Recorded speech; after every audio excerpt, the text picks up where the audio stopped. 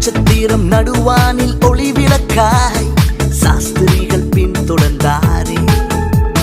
வெள்ளை போலும் தூபவக்கம் அள்ளி சென்றே அர்ப்பணித்தார் அவர் திருமுன்னே.